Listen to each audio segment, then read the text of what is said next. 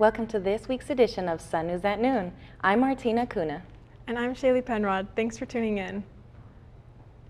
Mental health and social media. Utah Governor Spencer Cox and Utah Attorney General Sean Reyes have announced that the state will sue social media companies for harming minors' mental health. Yet, no legal actions have been taken so far, nor have they mentioned what media platforms will be sued. We asked students on campus their thoughts on restricting social media access to young teens and children. Here are their thoughts. I think that, it should be denied just because, personally speaking, I think I would have had a lot less self-esteem and confidence issues. Because, I got on social media when I was 12, and it was pretty bad at that point. But I don't know, I think it's gotten a lot more addictive recently, and it's a big part of everyone's lives, and so people just don't know how to talk to each other anymore. And I think it would be good to grow up a little bit before being on social media. I don't necessarily think they should be restricted completely, but I believe a little bit of restriction could be appropriate because, you know, new age, things are changing, so at that age they have to kind of adapt to the way technology works. But I think it could be beneficial to have some restriction when it comes to social media and stuff. I don't think students under age 16 should be denied access to social media. I think the fundamental problems that students have with social media stems from other things, insecurities that need to be addressed otherwise. If we cancel out social media and don't let them have access to it, those same insecurities that we found there will eventually be found somewhere else. So more than anything, tackle those specific problems, not social media itself, and then we can allow our youth to use the mediums they want to communicate with one another without the worry of that being the issue. I think that they shouldn't be restricted from social media, but there should be a bigger push on how to go about using social media and what's normal and what's not, and just teaching them how to realize what's real and what's not. I don't think children under 16 should be denied access to social media. I think it should be moderated under a certain time length that they are restricted to, at least. I don't think that denying something straight up is always the best solution, but I don't think I would give my 16-year-old a go. I think that 16-year-olds should have social media, but they just need to have maybe like a class or something like that, because we were kind of like like my age, maybe when I was 16, we were maybe that first generation.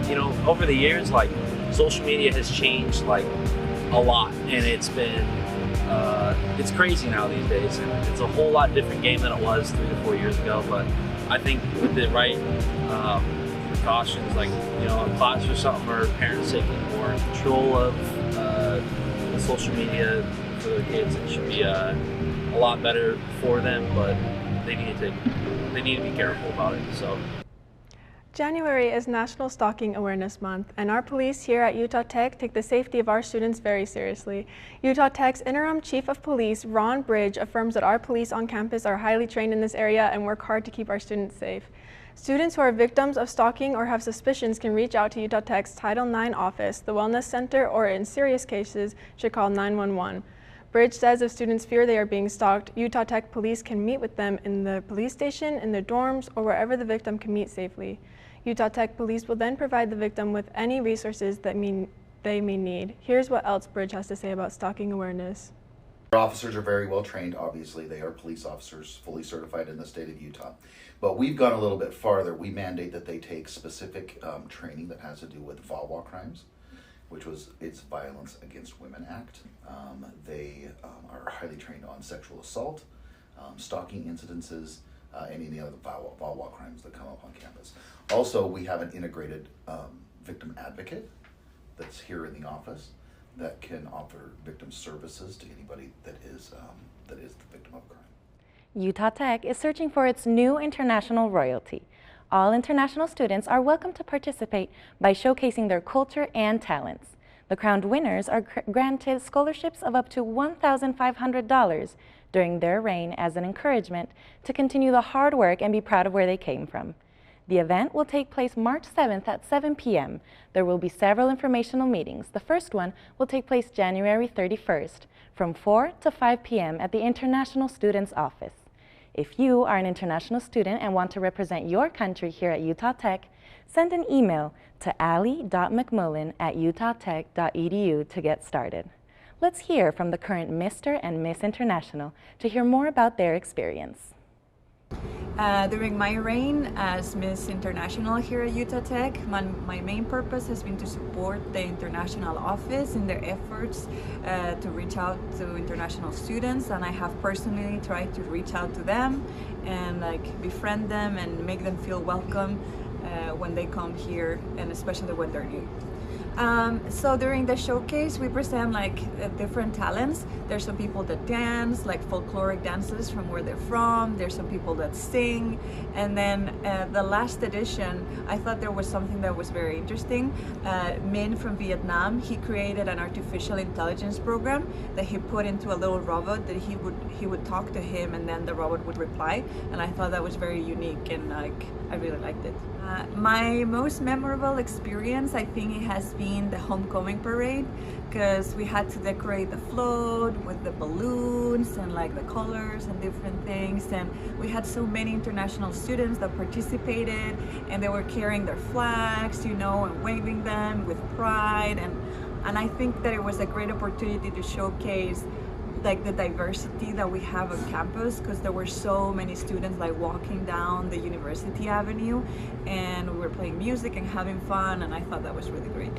Advice, just be confident in yourself, show your best talents, and just know that you're here to have fun and show and represent your culture, and show whatever best you got. My advice is we have so many diverse talents, but if you can find a way to relate that talent with your home country culture, I think if you align those two, that would be my advice to win. If you succeed to do that, that's my best advice. So yeah, good luck. Good luck.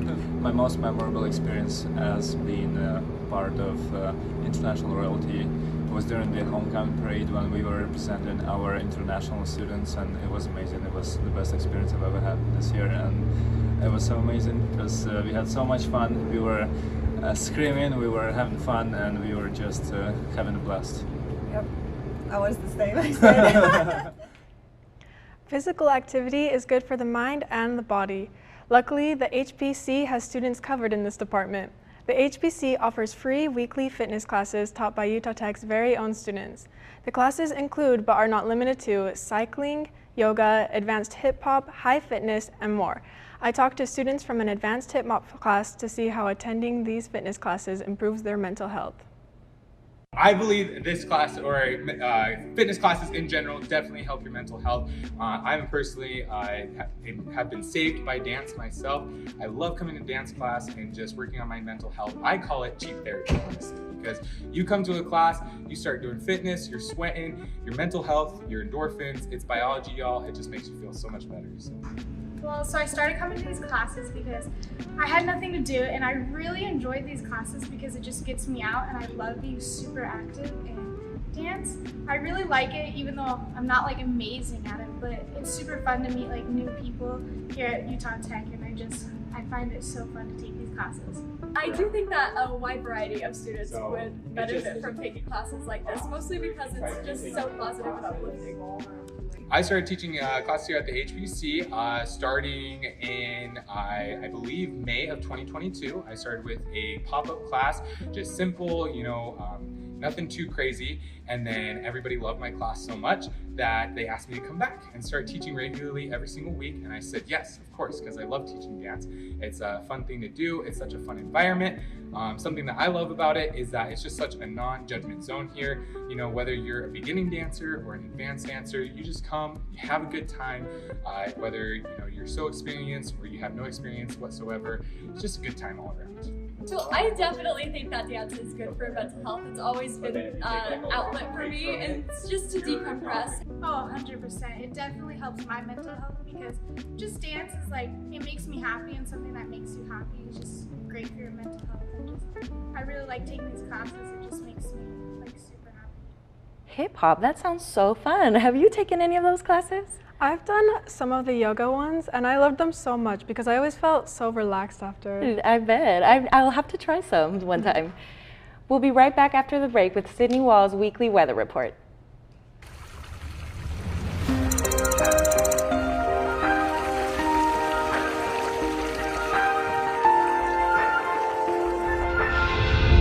Ever wonder what's just over the horizon? You should. The land of curiosity is calling.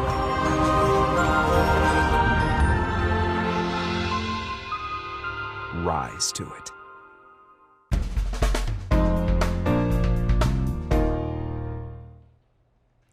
Good afternoon, Utah Tech. This is Sydney Walls reporting your weekly weather. Finally, we're seeing 50-degree temps, mostly sunny skies, and 51 for the high on Friday. 53 degrees on Saturday and 51 degrees on Sunday. But those temps won't last long as we see a low pressure system coming through Sunday and Monday. Temps will drop back down to the 40s and stay there throughout the rest of the week, along with partly cloudy conditions. With that low pressure system moving through, we see a chance of rain on Monday and even a chance of snow showers early Tuesday morning. The mountains and ski resorts have been getting a lot of snow, much more than average. In January, Brian Head Ski Resort typically sees a snow base depth of 41 inches. Right now, the ski resort is experiencing a base depth of 85 inches. Storms this winter have unloaded a lot of snow, and ski resorts across Utah have posted avalanche dangers this past month. This has been a week of weather with Sun News Daily. Now let's tune in with Zoe Hansen to hear about Trailblazer Athletics. Welcome back, Trailblazers. Let's take a deep dive into everything Utah Tech athletics. Reaching career highs, the Utah Tech men's basketball head coach John Judkins reached 600 career wins as the team destroyed the statistics and its opponent against New Mexico State Saturday. Let's take a look at some of the highlights. Isaiah Pope with a quick overhead pass to Noah Gonzalez for the three, and it's good. Frank Stain sneaks inside for the layup. Boom, 2 more points for the Trailblazers. Finding space, Tanner Christensen dunks it in with another 2. Again, Pope to Gonzalez, splash. Back-to-back threes from Gonzalez.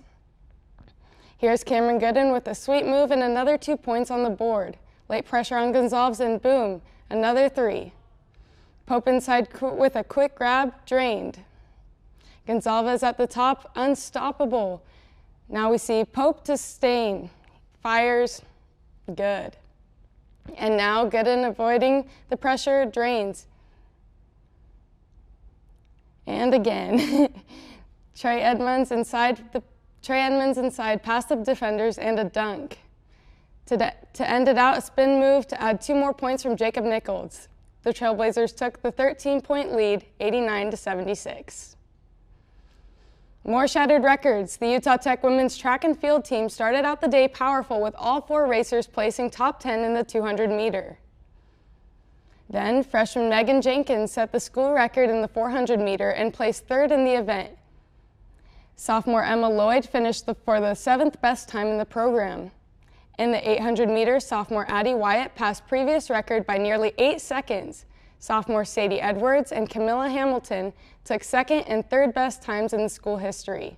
And 3 other Trailblazers finished the event in the top 10. At the end of the day, the Trailblazers made great progress and set high standards as they take on the rest of the season. Repeating the trend, the Utah Tech swim team broke 3 school records and took 8 event wins on Saturday at the Idaho Duel. Junior Pia Murray, 3 of the 7 individual event wins and 2 school records. Junior Eleanor Rembert took the 2nd all-time record at Utah Tech in the 50 back, and junior Skylar Lyon, freshman Ikea Losey, and Murray took the win with an all-time that set the 2nd all-time record as well. The Trailblazers took all 3 top spots during the 200. The team will be back to hopefully smash more records as they conclude its regular season duel Saturday at the Utah Tech HBC pool. The Utah Tech men's basketball team definitely celebrated that win as they iced him in the locker room. Did you guys see that video? I did. I was just watching and I was like, wow, I'm so glad we had so many wins for our athletics department here at Utah Tech. What a great school. I never saw that video, but it sounds so funny. That's it for this week's edition of Sun News at Noon. We'll see you here next week, same time, same place. Have a great week, Trailblazers.